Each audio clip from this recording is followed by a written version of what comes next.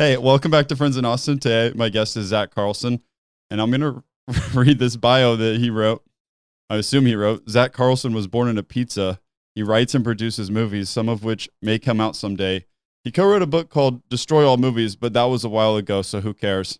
He doesn't eat fruit or vegetables. Well, that's all accurate. Every word.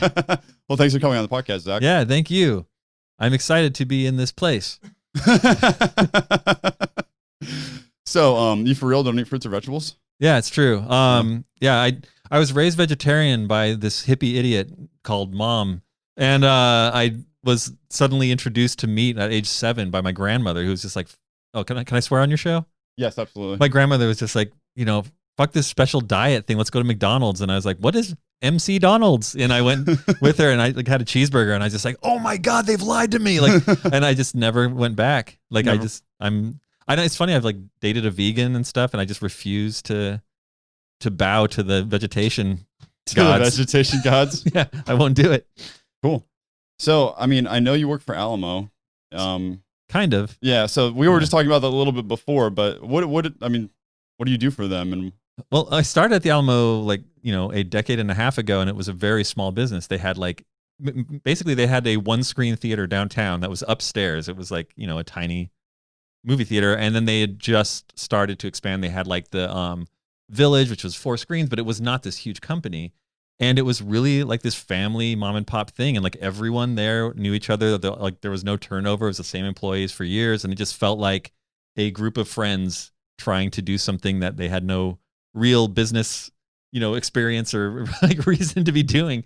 And it was great. And it was really Wild West. And we just have events before a movie where we'd be wrestling in a kiddie pool filled with blood and stuff like that. And it was just the standard. And it was every night was something crazy. And then the Alamo grew up and I didn't. And so I keep finding ways to still exist in the stupid end of the Alamo business and not in the proper respectable end of what they do. So I've never seen a Marvel movie, but if there's an opportunity for me to do a, gross out food eating contest, I will organize that and make people vomit before a movie. I don't care what movie it is. We had a kid, one time we had a pizza eating contest before Ninja Turtles screening. And the kid, I chose the smallest kid in the audience and the largest adult male to go against each other. And the kid was eating so fast that he vomited on his pizza and then kept eating it, and that made him win. And that's the kind of thing that I am proud to be part of at the Alamo Drafthouse. He's a go-getter. He was. Yeah. He's probably 50 now, but at the time, he was an adorable 12-year-old. I actually read something that I found online from 2013, 29th of January, that someone wrote in the Austin Chronicle about you. It said, the title of the article was Zack Carlson leaving Alamo Drafthouse. And then the text said that you said, I ended up making a career of celebrating other people's creative endeavors. I should maybe take a crack at a few myself. Yeah. My writing partner, we've been best friends since we were kids, and his name's Brian Connolly. And he and I went and we made some shows for Adult Swim, and we sold some things to be made that never existed, which is unfortunately pretty common in LA. We made this show for 2 years for DreamWorks, an animated series for kids. And it was about this island that, where all these different kinds of creatures live and, blah, blah, blah. And we developed it and we're getting paid as if we're making our own show. And we're like, oh boy, we're grown-ups kind of. And then DreamWorks bought the Jurassic Park cartoon. And they're like, now we have a different island of monsters. Bye. And we're just like, oops. So there was a lot of stuff like that. But we got to have 3 things made. And I went and made a TV series on Vice over that time. And since then, we still do projects. And I just realized that it's not the worst thing to have some kind of backbone standard income of sorts, but I'm by no means responsible. Mm-hmm. So you were working for Alamo. Yeah. And I mean, you were doing weird things that you thought were fun, like pizza eating contests and stuff like that. And you wouldn't even tell me kind of what your job title was. Right. I didn't have one. Yeah, you didn't have one. Yeah. So let's go back to Alamo a little bit. So it's you start working for them, no job title. Right. It's a very small company. They've got 1 theater in Austin. And I mean, you're just coming up with fun things to do at the theater, just things that are fun in your opinion? Well, no, it was kind of a film curation job, a film programmer, which I was doing the Terror Tuesday series. And so what was the Terror Tuesday series? It's still going. It was just like a weekly horror film series, usually showing the movies on 35 millimeters, so you get the experience of being in the theater in 1983 watching Burial Ground or whatever movie it is. And it was a companion to the Weird Wednesday series, which was a long-running exploitation film thing. So like that was like basically like, you know, biker movies or whatever, and you know, just like any exploitation film. So, you know, like 70s black cinema and all this great stuff that would be mixed together. And then they said specifically, let's do a horror series because fans of horror, you know, will come back week after week. And so we started doing that, and it was a big, you know, fun endeavor that worked out. And started doing other series, like there's a VHS series I was doing. And whenever we had like a really ridiculous guest come out to the theater, like, you know, we were going to have like Clint Howard, you know, Ron Howard's little brother, come out and show one of his movies. Like that would be me getting that guy on an airplane to come out into the theater. And stuff like that. It was never like somebody attractive or successful, but I would bring in like the left field weirdos, and that became a big part of the Alamo's identity. And that's what I was going to say. The Alamo has a really particular character about it, and it still, I would say, holds on to a lot of it today. I don't know nearly as much about it as you, but like when I came to Texas, I'd never seen an Alamo before. I go to one. I thought it was really cool. The way they do, like, before the movie, they do these weird, they show previews or other just weird clips of something related to that movie. I thought that was really funny. So they do all kinds of weird stuff. So as you were working with them in the early days, like, how did their personality of Alamo develop? Like, where did that come from? There was really a core of 3 people that made that happen as far as like the public facing identity of the Alamo and all of its craziness. And that was Tim League, who is, you know, one of the 2 founders of the theater. He and his wife, Carrie. Carrie focused on business and Tim focused on showmanship. He was like the P.T. Barnum of the Alamo. And then he hired Kayla Janice, who was a Canadian illegal alien that that like snuck into the U.S. to infiltrate and program incredible films. And this guy, Lars Nilsson, who was an ex-cab driver who worked at Kinko's but had a comprehensive knowledge of exploitation films. So there was this trio that were kind of like these obsessive maniacs that were doing this stuff, and they would create that pre-show of all the clips. And mostly Lars was putting those together, and they would do all this wild programming. And then they brought me on, and this guy, Henry Mazza. Henry was doing like the party stuff and like the more, you know, like broadly acceptable film programming. And then I was another one of the like subhuman feral movie idiots. And it became this family of like 4 people that were doing all of the programming and the pre-shows that you're talking about, all this stuff. But what's really great, I talk about how the Alamo grew up, but to their credit, and I'm no longer a proper Alamo employee, they became such a large business that they could have easily sold that screen time before the movie to like Pepsi or whatever, like, you know, garbage company, you know, wanted to be on there, like some video game company, whatever. And they've always maintained that, like, no, we're the theater where you sit down and you're going to see some Indonesian, like, you know, shark puppet movie, but, you know, like clips before that proper film plays. And I really respect the stuff like that, where the Alamo has stuck to their Wild West origins and maintained their like kind of childish wildness. I do think that's very cool, and I think that probably is the character that led them into becoming as big as they are now. Yeah. So they're fun. Yeah, they are fun. Mm-hmm. So, I mean, yeah, they have to show Avengers 9 or whatever, like every other theater, but hopefully before Avengers 9, there's something worthwhile on screen. Mm-hmm. Mm-hmm.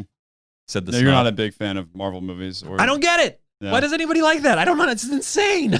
I'll admit that I liked a lot of them, but after like so many, I was just like, I just turned it off. It's the same movie. yeah, it's exactly. Like, oh, I'm a person who is suddenly given abilities beyond my means to accomplish a great feat in the face of adversity. But I must rally up and find this power within me to do so. And now I'm joined by 20 other people who have exactly the same origin film to do this same shit again and save the universe, I guess. You know, it's like, how many times are people going to watch that? It's like pornography. It's like, how many combinations of the same thing do you need to see before you've pretty much seen it? Mm-hmm. What are your favorite kind of movies? My favorite types of movies are honestly, it's not like a specific genre. It's not like, ooh, I love, you know, Iranian divorce dramas or whatever. But it's like, to me, the best movies are the ones that have an idea that is so much greater than the means that the filmmakers have. So it's like movies that like have like a Stanley Kubrick level of, you know, ambition, but they have like Ernest Goes to Camp budget. And to me, that's amazing because you watch people like accomplishing impossible feats behind the camera.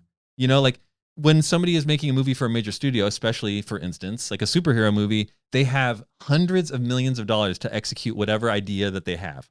But when somebody is making some movie in like, Central America and they want to make this sci-fi epic and they like literally just have their friends and like, $20,000, like that's going to be so much more interesting because they have to force that thing into reality, like against all odds. And to me, watching somebody do that is the most beautiful thing in the world. Like I'm terrified of childbirth, but to me, like this is the equivalent of creative childbirth. It's like this is gonna hurt and it's gonna be terrible and it's gonna be bloody and I'm gonna be like exhausted afterwards, but we have to do it.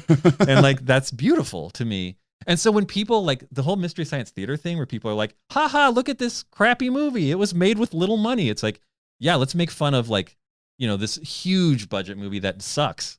That's what we should be poking fun at. Let's make fun of like Avatar or whatever. And not making fun of this guy who like mortgaged his house in Tulsa to make his vigilante epic because he had to do it. Like I get that. I totally get that. Yeah, don't punch down. Punch up. Always punch up. Didn't you make a movie making fun of movies? Never. Okay, no? Never. All right.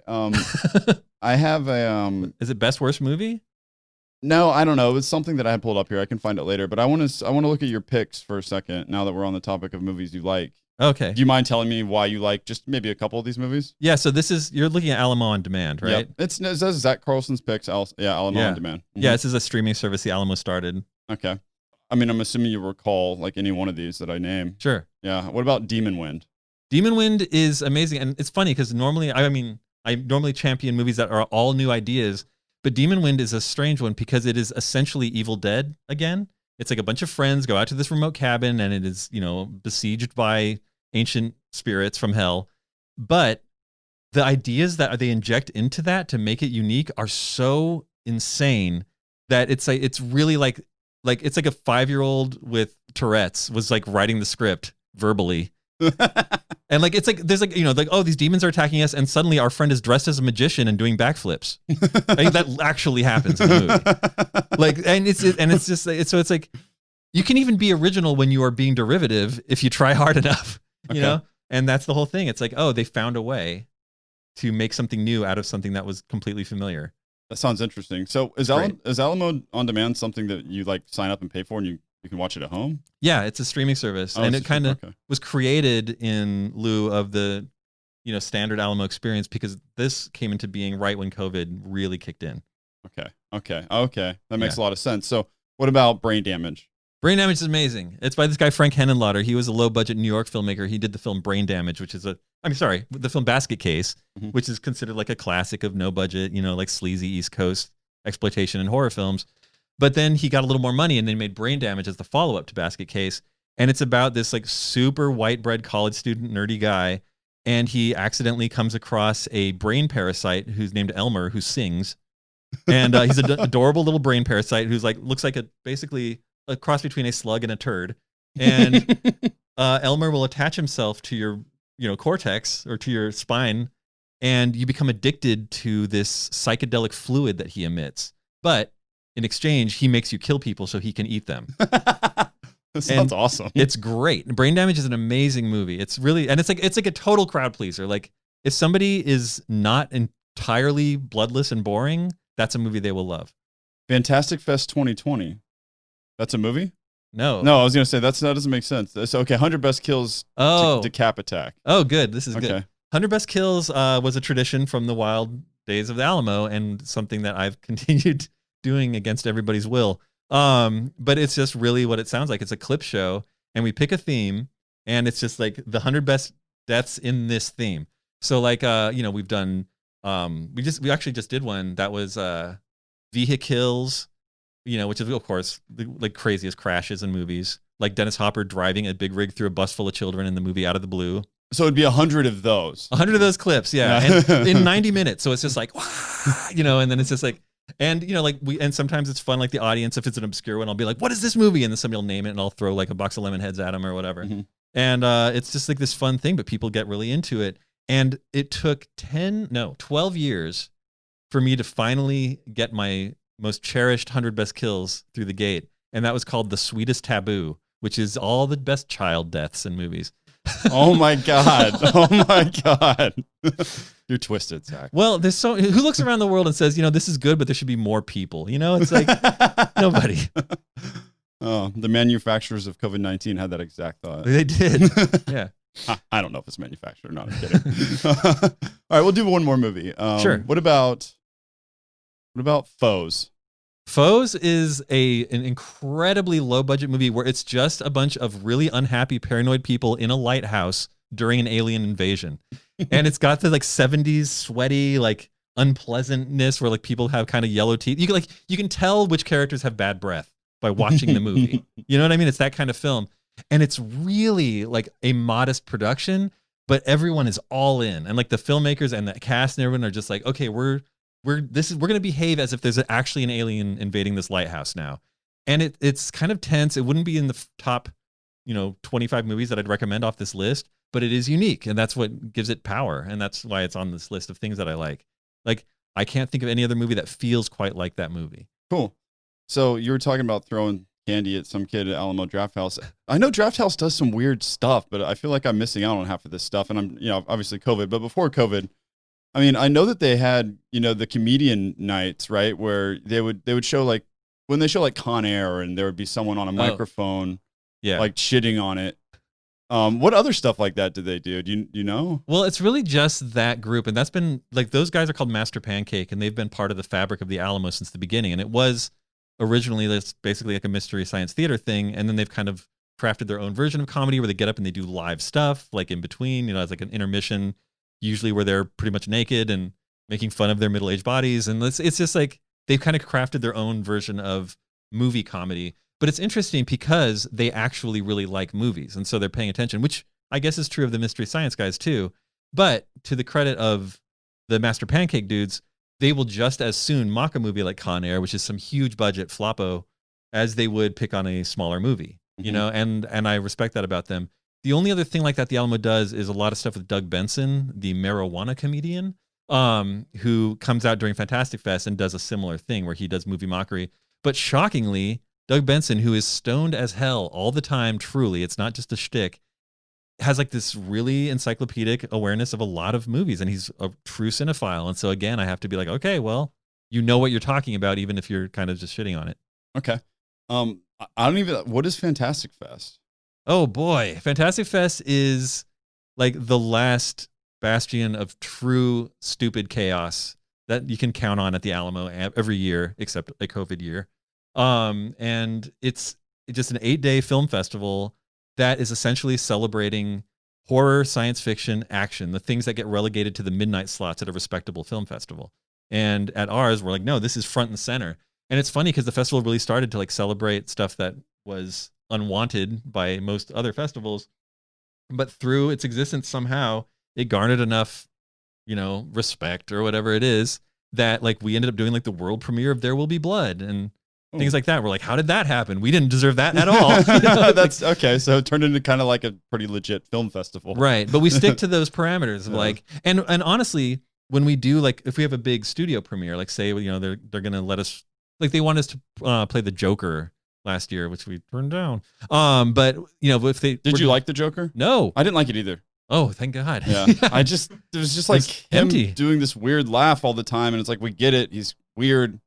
What else is going to happen in this movie? Yeah, it was a very hollow movie that people were convinced had some great undercurrent. Yeah. But whenever we show a movie like that is bigger, it is so we can afford to bring over 20 filmmakers from Latvia and Slovakia, whatever, who would otherwise not get to come to a festival in America, and we show their movies, and they get to have this experience of being oh, I'm at the film premiere, it's my movie, That's awesome. That's the reason we do it. You know what I mean? It's yeah, you get money from a studio, so you can bring over these people that would never get to come to the US to show their films. And that's such a great feeling, and that's really the magic of the festival. And then also we have stupid parties, that are fun. Mm-hmm. I've caused several tens of thousands of dollars of damage to different buildings in the shopping center that the Alamo's in. How? Just from people, a lot of the people doing stuff? Yeah, well, one night we had a giant slingshot, and I ended up destroying accidentally one of the walls of the building. Stuff like that. We had a massive pie fight one time, and we had a food fight, 300-person food fight that was insane.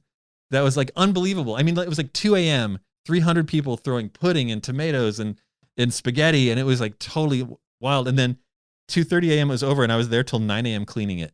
But Damn. it's fine. That's what mean, we're here like for. That's like a huge bucket list item, to have a food fight that big. Oh, yeah. I mean, like since I was 8 years old, I wanted to do that. I'm still 8 years old. So what is like things that you've done at Alamo that you had the most fun doing or were the most proud of?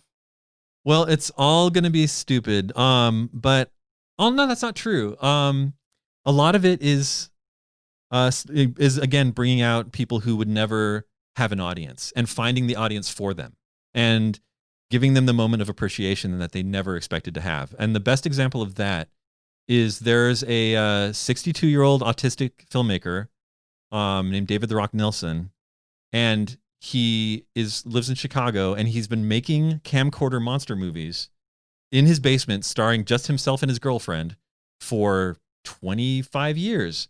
And he goes on buses and tries to sell DVD-Rs of them to people. And that's his audience. And so he sells maybe, initially he'd sell like 10 copies of a movie. And he'd be like, and he's just very excited and very, just very ambitious and energetic. But like, if you go on public transit and some guy's waving a DVD-R in your face and be like, buy my movie, $20, like it scares people off. But I love his movies. And so we brought David "The Rock" Nelson out, my friend Josh, and I like coordinated the screening, and he came out, and somehow we filled the Alamo. It was the downtown 200 seats, at the Ritz. And The Rock got up, and he was, so excited to be in a room full of people that were there to watch his movies that he was overwhelmed with energy by this. And he tore his shirt off, like ripped it off, and did exactly 53 push-ups. Wow, that's pretty good. He wouldn't stop. I was like, all right, Rock, let's introduce your movie. And he's like, 38, 39. And he just kept going. And the audience was like, yeah, And then they watched his movies, and they loved them because they're so pure and they're so sincere. That's awesome. And they're just unfiltered, this guy's brain, unfiltered on screen, like no producers, no middlemen, and it was like the audience went nuts, and that was beautiful. It's pretty amazing. It was great. And in the car on the way back, all night long, he'd just been raging and ranting and just so excited. And he was silent in the back seat. And my friend Josh Johnson was driving, and he's like, hey, Rock, you okay back there? And he said, all my life, everyone said no one's going to like your movies. Well, tonight, everybody had fun at the movies. And that's what he said. That's a pretty baller statement. It was gorgeous. Yeah. I mean, I wish I wasn't there in the car when that happened, but it was like he had that moment where he's just like, oh, I am a filmmaker. I am an entertainer. And you helped facilitate that whole thing. I mean, yeah, I can't take credit for what he does. That's great. Yeah. But to help him find that audience and have that moment meant a lot to him and to me. And it just was beautiful that people came out for it. That's very cool. So that's the best story like that. So have you pretty much always been obsessed with movies and stuff? Always. And it's funny because I've always been obsessed with the underdog. Like even as a kid, I would pick like the deformed pumpkin on Halloween, or I would buy Cracked magazine instead of Mad magazine, which is like the second tier version. I get you. Yeah. And I've always said like, hey, these people are trying really hard to do something. Let me find out what that is. Yeah. These people have something they want to get across, and they're having a hard time doing it. So I'm going to pay attention. And it's funny because like my ex-wife, she would say like, every time like a homeless person talks to you on the street, you stop and talk to them. I'm like, yeah, because no one else is. That's a human being. And I think I approach everything in life like that. That's interesting. And movies the same way. Yeah. So I appreciate that attitude. I think I have kind of a liking to underdogs too when it comes to, I don't know, it could be sports, it could be anything. I'm not really that into sports, but it's more interesting to root for the person that is like trying to get somewhere than the person that's already on the top. Right. and that comes through in like entertainment. Yeah. Certainly like in every movie about, like say every teen film about like triumph, like, oh, I was a nerd and then I finally found my place in school. It's always that there's like an attractive, rich, like white jock guy who's just treating everybody like a turd. The movie's never about that guy, and it never should be. It's always about like rising up against that. And so it's funny how that's so common in fiction, but so uncommon in life. And to me, it's like, you've always got to be rising up against the turds, always. Like you just fight until you die. Like that's like the only way to live, and that's part of it for me. So you did make some movies yourself. Yes. When you left Alamo. We talked about that a little bit. I want to get back into that. I saw The American Scream. Yeah. That's one of them. You want to talk about that one? Yeah. So that was I was really happy with how that came out. That was a documentary by the crew who made this film Best Worst Movie, which was a pretty successful film about Troll 2, which is considered the worst movie ever made. And I became friends with those guys while they were making that movie because I was an interview subject in it.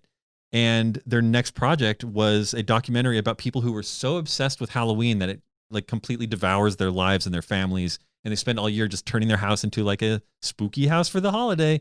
And that sounds like such a limited thing. But then we met these people who were so compelling because they were just like truly giving their entire lives to just decorating their house for Halloween. And it was all in the same tiny town. And we stumbled across them. My friend Brian and I like found these guys. And it was this beautiful story of just these three families that were really different. Can we watch the trailer? Oh, yeah. Yeah. Zach, will you move that light? And then I have a link up there.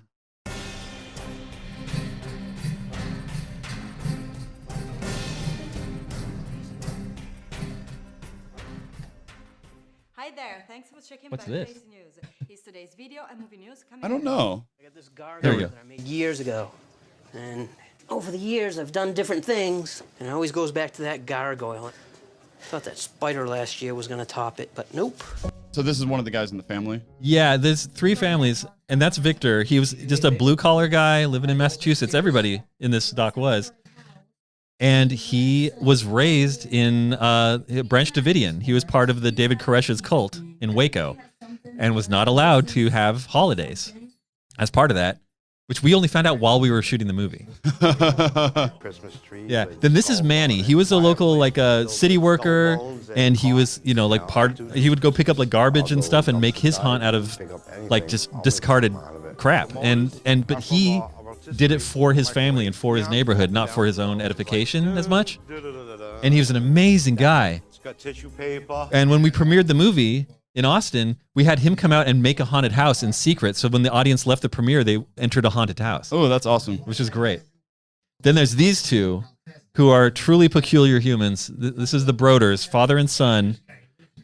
And they were also professional clowns who bickered constantly. Yeah. Yeah.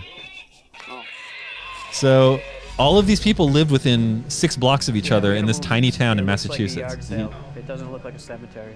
It's hard because he wants it. And this trailer, it gets more and more intense along with the music. And the music was done by this guy, Bobby Tahuri, who did music for Game of Thrones, like right after this. And so it was like way better than we were at his job. Nice. It certainly satisfies. But we spent a month getting to know these people in this suburban area and becoming really close with them. And it was a pretty intense experience, actually. Yeah. But it's all about passion. It's all about doing this thing against all odds. Go ahead. Sorry. No, it kind of goes again with the theme that you were talking about earlier of what you like to do. And I really like the trailer for this. I mean, I just found out about it as I was researching it, and I watched the trailer today, and I was like, this is really cool. Yeah, it's a beautiful movie because of these people. You know, it's not nothing that we did. But to see people devote themselves this much to something that has so little return is always inspiring to me. Yeah, I thought that guy's art was pretty cool. Like the guy he collects. You said he collects a whole bunch of stuff, right? Yeah. And then he just kind of he fixes some of it up and then turns it Yeah, into Manny, art, the city guy. Yeah, he's unbelievable. Because one guy is very super professional. Like he could be doing like the huge Halloween haunted houses that people pay for at the mall. Like he could be like the head guy at those. Then Manny's making stuff out of garbage, and then the father and son clown guys are just making garbage. Just making garbage. They may not remember me, but they'll remember what I've done. That's what's so beautiful. Will you pause it? Yeah. So I want to know, like, how did that even start? Like, how did that even start? That project? Yeah.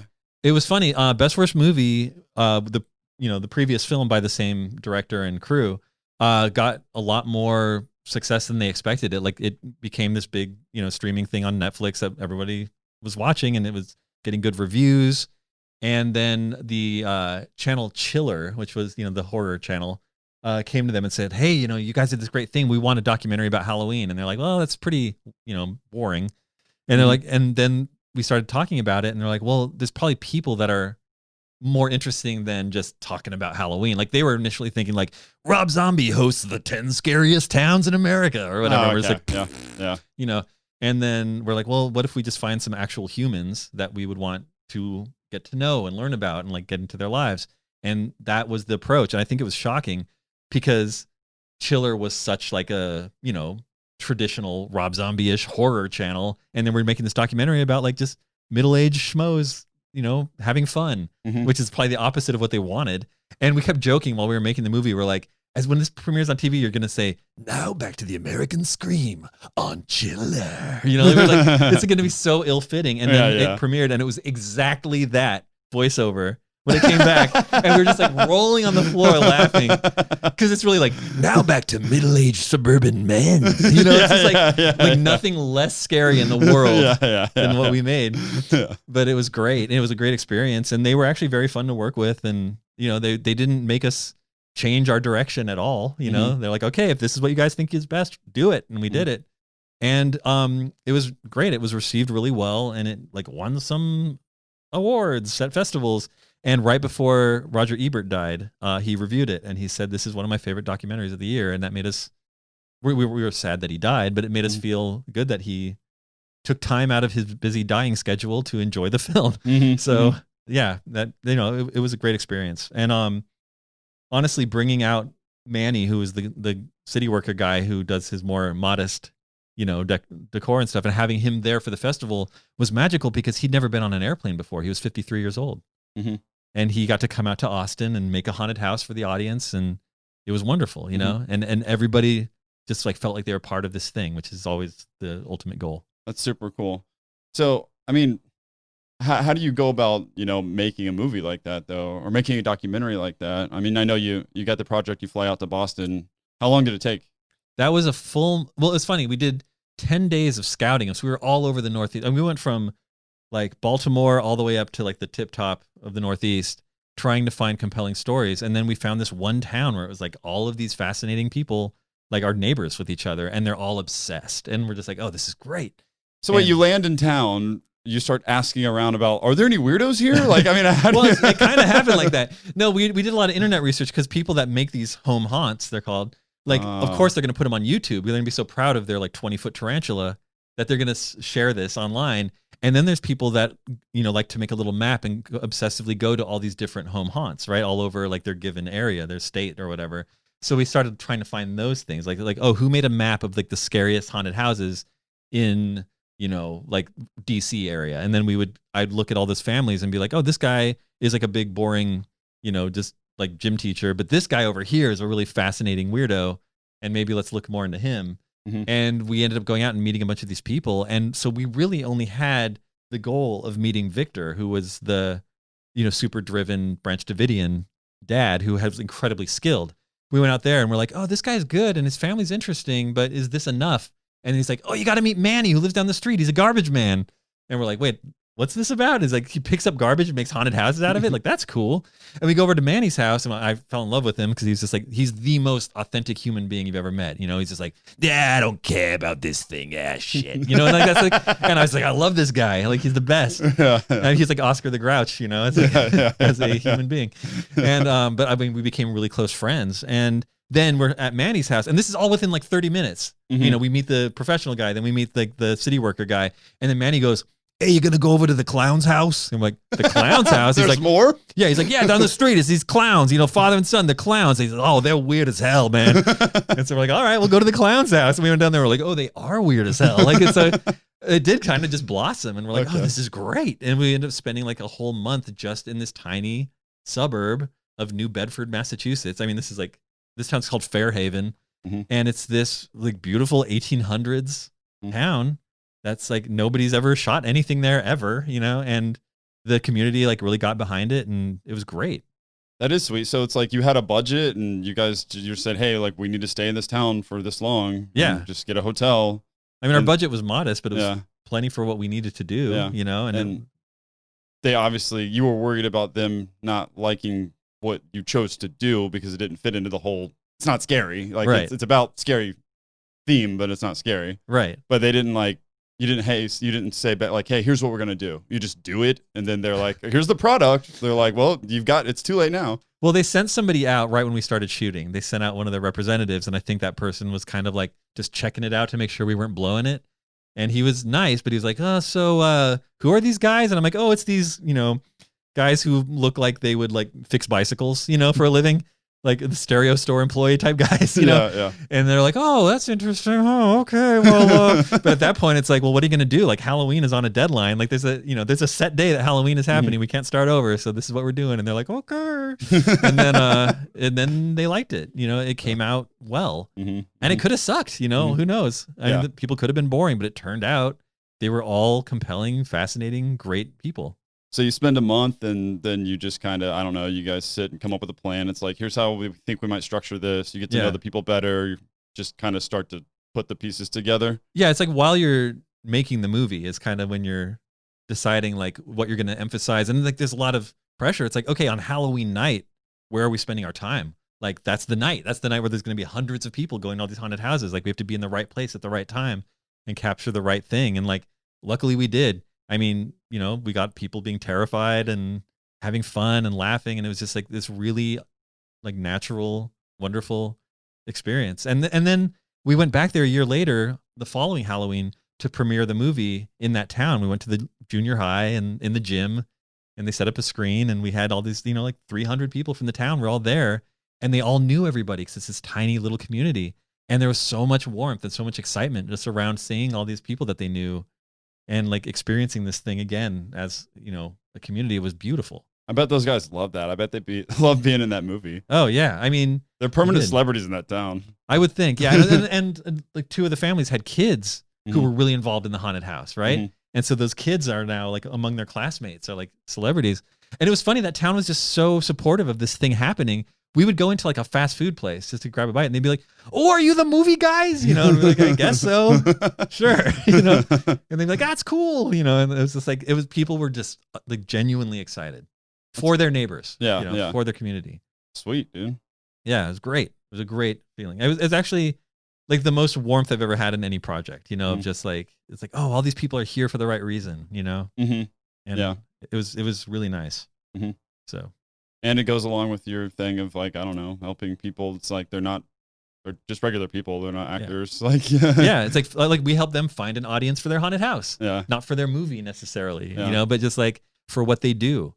And that was great. And then Victor, the really talented, designer guy who makes this thing, like now he speaks at these conventions that are for people who make their own haunted houses, and people are like, oh, that's the guy, just because he's so good, and just because people watch the movie because of him, and it's great. So when he came to Austin to build the haunted house stuff here, how much time do you think he spent on that? Well, that was Manny, who's like the city worker guy. And Manny is more like just like throw it on the wall and see if it works, which is awesome. Because we knew like Victor is going to take 6 months to make a haunted house. Manny will do it in 5 days. So we had 5 days, and he did a great job. And he made this like, super quick, like, like blue collar, like grab him by the bootstraps haunted house. And he's every morning he'd be like, okay, we got to go to Goodwill. We got to go to the Home Depot. And then, we got to go get a burger. And I'm like, all right, let's do it. Let's go.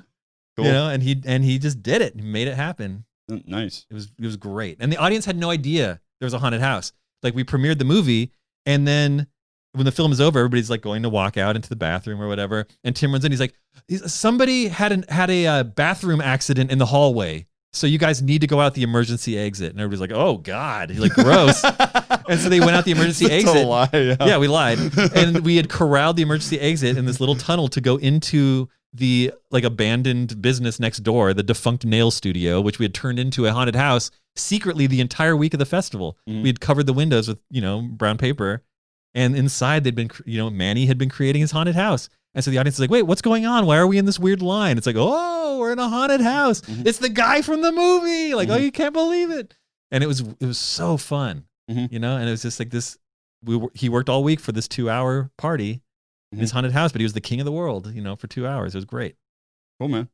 So have you done anything else like that since then? Documentary wise? Yeah. Our Vice series. We did a Vice show that was called Outsider.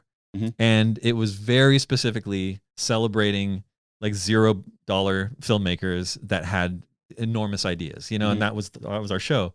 And they only gave us, I mean, up front, they're like, you can do 4 episodes. Like, no one's going to watch this. We're like, you're absolutely right.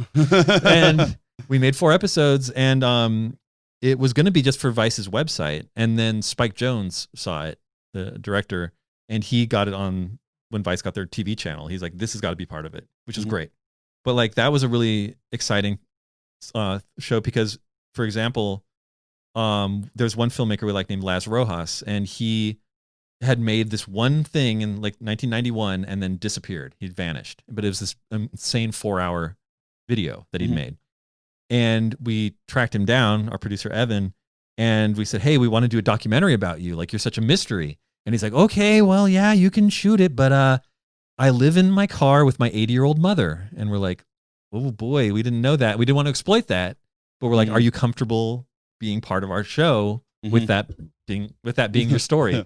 And he's just like, okay, yeah. And so we were very respectful of their situation, but we were able to find him an audience. And we did a screening at the end of that episode where there were 200 people there to watch his movie. He'd never shown it publicly. And he was on stage, you know, doing the Q&A. And somebody said, well, how did it feel to watch this with an audience? You know, were you uncomfortable? Did it feel like a triumph? Like, how was that? And he said, well, okay, I'll be honest. I was going to kill myself. Now I won't, because now my work has been appreciated. Holy shit. And he straight up said that. And the thing is, it's in the episode, he meant it.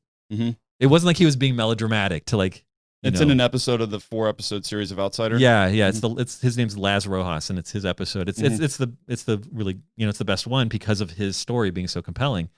And the audience was like, it was 200 people going all at once, you know, they're like, whoa. Yeah. And basically his plan was, when his mother passed away and she's in her 80s, that's it. And then he said, now I have the drive to continue trying to make films. So I say, I'm gonna stick around. And what brought your attention to this guy to begin with? Just obsession with, you know, with these types of movies. He'd been doing a lot of movies. You were aware of him? No, he made one. He made one, okay. Well, it's really fascinating. He made a 4-hour tape. It was 2 VHS tapes. And it was him playing every character of every gender and every ethnicity in samplings from about 24 scripts that he'd written. So it would be like, here is like a 7-year-old child arguing with a 90-year-old woman, and they're both played by Laz. And then, like, you know, a man kicks open the door and starts yelling at them, and it's also Laz. And he made this, and he did it totally authentically. It wasn't supposed to be ironic or comedic. He's like, no, he's like, I wrote these scripts. I don't know any actors, so I'm just going to play every single role. That's how committed he is. Yeah. And he just made that tape to send around to different movie studios and agents and everything, and he got nothing back. It was like tumbleweeds. And then he just gave up. How did you hear about him? Those tapes mostly got thrown in the trash, but a few people were like, I don't want to deal with this guy. Like, I don't want to represent this guy as an agent, but I'm fascinated, and I'm going to show my friends this weird tape I got. Oh. And it started to circulate among like VHS traders in the early 90s, which I was one of them. And it just became this thing. It was like a party tape. You know, like you'd be hanging out with your nerdy movie friends, and they'd be like, oh, you've seen the Laz Rojas tape, right? And then somebody put it on, and people were like, what the fuck? Like, they think this is insane. And it was just traded. And he had no idea this was happening because he wasn't part of that world. This is pre-internet. So he just thought he had failed. But instead, he had found an audience exactly the wrong way. The opposite of what he wanted. It's like, the, you know, he has a secret audience. An audience that would never make him a dime, you know, but that loved his work. And like my friend Mike Plant, he's a programmer for Sundance Film Festival, you know, which is the most prestigious film festival in America, but he loves stuff like that. And he was deeply obsessed with Laz Rojas, and he speaks about him in the episode. At the beginning of the episode, me and Mike at a video store just talking about Laz Rojas, you know, and it's just like how fascinating this guy is. And everyone thought he'd vanished or died. No one knew where he went. And then there's this episode about him, and he's just this very tiny, meek guy who had the entire world of ideas. It's crazy. It's beautiful. Yeah. Yeah. So that's pretty nuts. Do you have any other people like that you can think of? I mean, there's hundreds. Yeah. There really are. Yeah. I mean, Laz and David the Rock Nelson are two of the greats because they really were going up against reality in order to make their work. You know, like David the Rock Nelson is the you know, Spectrum filmmaker. I don't know him. I'm not the guy I was talking about earlier that did the push-ups on stage. Yeah. Okay. Yeah, that's right. Yeah. Yeah. Okay. So like, you know, I mean, there's just people who had nothing. But the thing is, if you get into the world of like shot on camcorder movies from like the 80s and 90s, I mean, every single one of these filmmakers was just like, well, got to sell my truck so I can make my movie about the killer octopus, you know? And it goes back to Ed Wood, you know, like, and it goes back before that. Like Ed Wood is, you know, there's the Tim Burton movie where Johnny Depp plays this filmmaker in the 50s and 60s who was not talented, but he had the drive to tell his story regardless of his lack of experience. I haven't seen it, but I understand what you're saying. It's a great movie. Yeah. Right. And he's like the most legendary of all these filmmakers. It's like, boy, what a stinker. That guy's movies. Woo, he's the worst. But it's like, but we love what he does because it's so genuinely driven. You know, he's just like, but I want to tell this story, even if it sucks. Yeah. You know, and it's great. But like, and then you go back to like, there's no budget filmmakers from practically the dawn of film, you know? And some of them are great filmmakers if they had the resources. Like there was a whole undercurrent of black filmmakers in like the 20s and 30s that were like, no one's telling our story. We're going to make our own movies. But no studio was going to give money to black filmmakers in 1933 or whatever. You know, it's like they were racist. So these filmmakers were just like, well, screw it. We're going to make our own movies then. And they would just go out and with a 16 millimeter camera and make these incredible films. You know, Blood of Jesus is one of them. Like there's all these crazy movies that are just great because somebody had this idea and they didn't have any obstruction of a studio head being like, well, that's not marketable. They're just like, we don't care. We're just going to do it. And it's great. Hey, FIA listeners. Just before this episode is over, I want to give you one more quick friendly reminder to please like and subscribe to the podcast on your favorite podcast player. Thanks again. That makes a lot of sense. I mean, yeah, I guess there's quite a barrier to entry to making a movie, really. I mean, I guess you could grab some iPhones or whatever. I mean, now, but in the past, you know, think of it in the 30s, what that took. Yeah, the guts that it took, you know? Yeah. I mean, the equipment and the guts. That's it's amazing.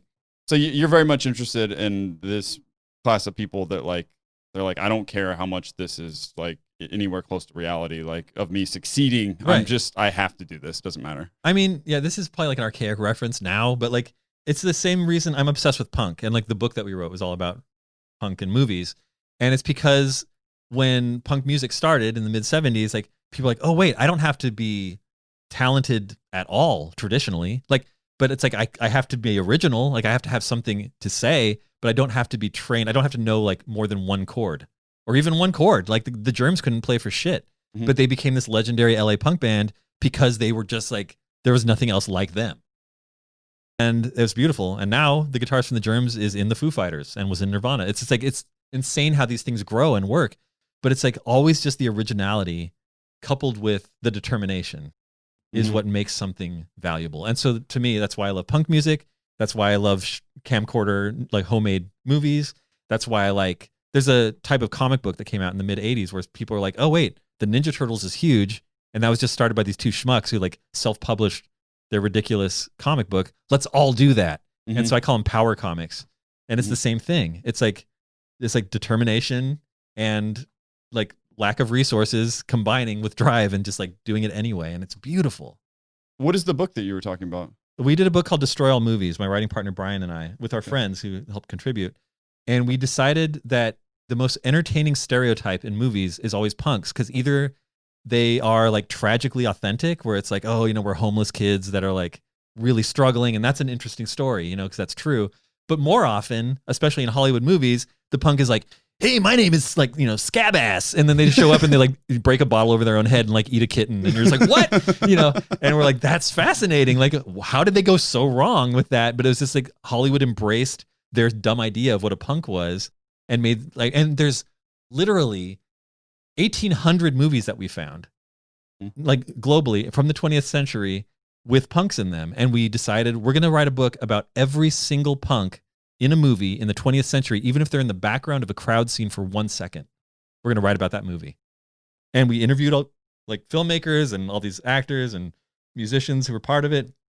And we made this like disgustingly heavy, like 640-page book about how many the history people do you of punks and think you movies. interviewed? I did all the interviews except for 2, and I think I interviewed like 60 something people, which isn't that many, but we reviewed, I mean, 1,100 movies. And then for our next edition that we're doing, we found another 700 movies. You're doing a next edition? Yeah, it's just going to be thicker. It's not even going to be like a second volume. It's just going to be like a phone book of punks and movies. But we had, you know, it's all like color images, and the whole book just looks crazy. Like it looks like New Wave Vomit as a book. But it's just like, for, you know, it's just fun. But it took us 8 years of constant research. And this is pre-internet. Or well, actually, no. The internet was around. We were just too broke to own computers. So we would go to this video store in Seattle called Scarecrow, still exists, largest video store in the world, even then. Amazing. Every 2 weeks, and we'd each fill 2 garbage bags with videos, with VHS tapes. Drive an hour back home and just watch those movies for 2 weeks. Jesus. And looking for punks. Like 1 out of 12 movies, you'd find one. And it was like basically any movie that takes place in a city, or there's a high school, or there's a beach, or there's a party, or like any of these things might be in the movie, or there's a bus. You know, we're like, might be a punk on the bus, might be a punk on the beach. And you'd have to watch the entire movie and just like fast forward. Oh, and then if the punk is in it, you rewind to the beginning and watch it properly and write the review. And like Brian lost 2 girlfriends over that. They're just like, fuck you. Like, we hate this. You know, like it was like this arduous task that we put on ourselves for no reason. But then the book came out and we had fun. We had fun making it. We and it sold well, and we're like, great. You know, that's super cool. That's super cool, though. I love it. It was dumb. We got a postcard. We should crowdsource some of this punk research. We didn't even know what that meant when we were writing this book. But yeah, we didn't even use YouTube. It was all actual DVDs and VHS tapes. I mean, this is idiotic. And when the book was done, I got a really nice postcard from Ian Mackay, and he's the guy from Fugazi and Minor Threat, which are these legendary punk bands. And he runs Discord Records, which is like the great DC punk label. You know, and he's been around since the beginning of hardcore, you know. And he sent this postcard to my house. And he's like, hey, I just want to say, like, I got the book. He's like, it is the most ridiculous self-destructive feat of masochism I've ever seen in like the history of punk. He's like, it's just, I can't believe you guys were this dumb that you made this, that you devoted a decade to making this book. And he's like, but hats off. He's like, I am so impressed that you guys wasted your lives on this thing. And we're like, well, that's worth it to me. Like that postcard, which I've kept, you know, obviously, it's like that made it all worthwhile, you know? So what's the book called again? Destroy All Movies. Destroy All Movies. The Complete Guide to Punks on Film. Is it on Amazon? It's way overpriced right now. Like it went out of print, and then we're doing another edition in the next couple of years. Okay. So we're like, I'll just let it stay out of print. But now it's like it sells for like $120. Don't buy it. That's dumb. Like, you're a terrible salesperson. Well, we're gonna do a new one, and also we don't get paid from some used bookseller making $120. So we don't get a piece of that. I got you. So no, I don't care anyway. Yeah, money sucks. But I'm it's fine. Yeah. But like, I mean, if I'm going to champion these underdogs who make no money, like I certainly can't have the ambition to make money off of that. So it's like, you know, we just do it for fun. But yeah, survival is enough. Yeah. So we're coming close to the end of the time, but I was curious, like, I mean, how do you even go about, like, someone's like, hey, I want to make a documentary. I mean, of course, like, you could just go down the street with your cell phone, but I mean, how do you make a documentary on, you know, where you get a budget and you get a team and you go to a place? Like, how do you get into that stuff? I mean, I think the only way really is to first make one without a budget and just have something really compelling. Yeah, story to tell. There's this great filmmaker duo. They made a documentary called The Overnighters, and they just did one called it's something, I don't know. There's a recent documentary about like children emulating politicians, which sounds really dry, but it's like fascinating. It's called Boys something. But it's a husband and wife, and they make these movies for no budget, and they use like the cheapest possible, you know, like tripods or whatever, you know, like they just buy everything, you know, used, and they make these amazing documentaries, and they're successful with them. You know, like they get distribution, and they get to premiere at Sundance, they get to do all this stuff because they find fascinating, unique subjects. And yeah, maybe you could even shoot something on a current cell phone. Like the technology has gotten better, but yeah, just like get a microphone, get a basic camera, and get a really, really special subject matter. And then when that succeeds, when people pay attention to it, then you can maybe get a budget from somebody. You can maybe find, you know, like IFC or some, you know, network is going to give you probably not very much, like $75,000. And your next one will be $200,000. And that's probably the maximum. You probably don't go up from there, you know, unless you're making a documentary about like some boy band or whatever crap, you know, but like, unless you want to sell out hard like that Morgan Spurlock jackass, you're basically going to be doing stuff at a low budget. Morgan Spurlock? He's the guy who did Super Size Me, that documentary about how like, hey, guess what? Fast food's bad for you. It's like, oh, to make your next documentary about how fire is hot. Like, I mean, dumbass. Like, we know that. Like, you know, but he just was like, that guy is the most ridiculous, self-indulgent sellout in the history of documentary film as far as I can tell. Like, and he's a bad example. And then he tried to make more money and he wasn't quite hitting the amount he wanted. So he literally made a documentary about a famous boy band. Hmm. You know, so you have like a 53-year-old man following a boy band around Europe so he can get paid, and it's like, you're truly pathetic. What's that band called? Something Degrees? What was that boy band? 98 Degrees? Yeah. He made the 98 Degrees documentary. Oh, It's like, really? it's like great integrity, dipshit. Yeah. Like, I didn't know. yeah. He just, I don't know. So unless you want to be like that guy and you don't, then you're probably going to be making stuff for, at a certain tier of income. But again, you're only going to really be making documentaries to share a story about somebody who needs that story told. And if that's the drive you have, then you're not really doing stuff for the money in the first place. Yeah, that makes sense. Yeah. That's cool. So it makes it seem a little more achievable if someone wanted to get into making documentaries. Yeah. Like, just try to get a really good story instead of like focusing too much on equipment. Just buy what you can afford. Right. Yeah. I mean, you could spend $2,000 because you want your sound rig to be good. You don't want to Sound is the most important, right? sound. Yeah. People don't realize like how much that can make or break a movie. But with $2,000, you could probably get like a passable camera, a pretty good sound rig, all just like basic LED lights, and go out and do it. And that's, I mean, what we did for that American Scream thing, like we kind of had a budget and we still were just using like one light panel. It's just like we're just out there doing it just for the sake of speed. You're like documenting real life. You have to be chasing it. That you can't stop and wait and set it up. Like something's gonna happen. Yeah. So you have to just be on the move, and that's actually the most intimidating part about making a documentary.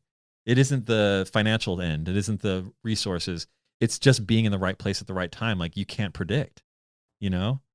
And especially if you're doing something that's like really intense about like, say you're doing a thing on like this, the police are trying to get all the homeless people out of Austin. Like there better be somebody making a documentary about that because there's a lot of intense shit going on with that, and like you got to be in the right place when something goes down. When somebody throws a bottle at a cop's head, you want to capture that. Yeah, that makes sense. It's not like a planned movie where like you just like, hey, you sit there, you stand there, cut. Like, what I mean? Like you just have to be at the right place at the right time, depending on what your subject matter is. Yeah. And it's a miracle when it happens, but it's funny how often it happens. Like how often it just lines up and things work out. Like it's kind of magical. But yeah, there's as far as, if I may jump over, there's a really, I've written reviews for it, but there's a really great website called bleedingskull.com, and it solely exists to celebrate no budget filmmakers and their movies. And it's kind of, I was a fan of it long before I ever met the people involved. Bleeding Skull is maybe the best online resource to learn about these movies that are made by people in their backyard in like Alaska. Cool. Yeah. I'm trying to think of other really great. Oh, actually, how about this? If you're in a town that still has a video store, like Austin lost its video stores, both of them this year. What were their video stores? Vulcan Video, which had been around since 1985. And then there was I Love Video, which had been around since 83, I think. Did they lose them during COVID or before? During COVID, but not necessarily because of it. I mean, just people are lazy and, they think Netflix is a passable resource. It's just a digital red box. There's nothing there. People just don't really go out looking for stuff. But if you are in a town that still has a video store, if you're ever in Seattle and you can go to Scarecrow Video, like it's this awakening. People go into a video store now and they're like, oh my God, wait, there's so much that's not on Amazon or Netflix. Like there's so much. It's like if you like, it's like those are a jukebox, and then a video store is like a library of music, but this is the film equivalent. And a store like Scarecrow is actually like the Library of, the Library of Congress, what they are to literature. The store is to movies. It's like there's so much there, One of my favorite things as a kid was just riding my bike to Video to Go, was the local video store in my town. That's and awesome. you'd be fixated on those boxes, and you would probably still remember the art from those boxes. What did you think of bum fights? Because I remember when I found bum fights at the video store, I was pretty young. Me and my friend went home and watched it. We were like, whoa, this is crazy. Bum fights was, like, even at the time it was upsetting for me, but because my mother and I had been homeless for 2 years when I was a kid, so it was so clearly exploitive of the people. Film, I mean, obviously, like that's all it was exploiting homeless people. So it was a sour, dark thing. It's pretty fucked up. It's pretty crazy. It's rugged. I was like, how did that end up in the video store, like in my small town? It's a town of 4,000 people. It's just weird. Like that must have been widely distributed. Oh, it was a huge deal when it came out. Yeah. And then there were all these like really sad knockoffs of it. Like there's a movie called Crackheads Gone Wild, and I mean, it's just like I wasn't aware of the knockoffs. Real dark, really dark. It's like somebody trying to exploit the exploitation. I Mm. mean, like that can never end because human nature is so rotten. So there was this like infinite bum fights knockoffs. Did you see that guy go on Dr. Phil and he came on dressed as Dr. Phil and shaved his head just like Dr. Phil? No. Yeah, and Dr. Phil immediately kicked him off. They didn't even finish the episode. Like, I think he actually surprised him because I was like, how would Dr. Phil not know he was wearing that? But maybe they don't like report back and be like, by the way, he's dressed as you, Dr. Phil. Like, well, Dr. Phil is a notorious asshole, so his staff was probably psyched that this guy was doing this. This is true. Dr. Phil is such a wiener that he has a specific weighted parking space that is the weight of his car and his body. And if somebody else parks in that space at the lot, an alarm goes off and the studio security comes and tows the car. This is real. that's fucked up. That is real. He invested his personal money into having that space made. I knew Dr. Phil was an asshole the first time I saw him. It's true. He's a big entitled white man. He's like the worst. Yeah. Yeah, he's like the caricature of what is wrong with entitled white men. Well, the bum fights guy actually pointed something out, and he's like, your show, because Dr. Phil was shitting on him for exploiting people, which he is, but he was like, that's exactly what you're doing. Like, that's your show. Yeah, that's true. Yeah, and then he kicked him off. Well, Zach, this has been really awesome. I feel like I could talk to you a lot longer, but we're at an hour. Is there anything else you want to mention or talk about?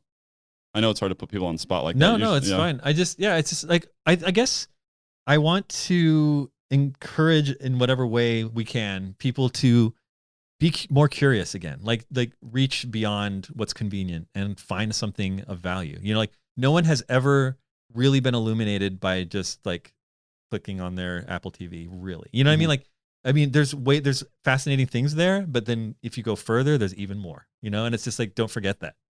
I like that. And actually, I'm really curious about the Alamo's streaming service with your picks. Like, because I don't really dive into films like that and just watch. Like, if I see a title like that, I'm like, oh, it looks old. Like, you know what I mean? Right. But like, obviously, you've been watching those kind of movies and you're very much into movies. Like, I might give some of those a shot. Yeah. And the thing about movies like from the 70s, 80s, like they're still in color. Mm-hmm. They still have sound. You know, it's not like you're like trying to get somebody into like a silent film. You know, it's just like, yeah, the people, like, their clothes are different and they don't have cell phones. Otherwise, no difference you know, to me. Yeah, like things aren't edited like, you know, like they are now, but that's kind of nice. You know, like, oh, wait, I might actually accidentally get to know a character. That would be weird. You know, like, give it a shot. Yeah. But then there's movies like Brain Damage, which are insane and like super fast paced and like as definitely as like OCD as any movie made now. So go for it. Cool. Yeah. Thanks a lot, man. This is awesome. Yeah. I'm gonna go get a hamburger.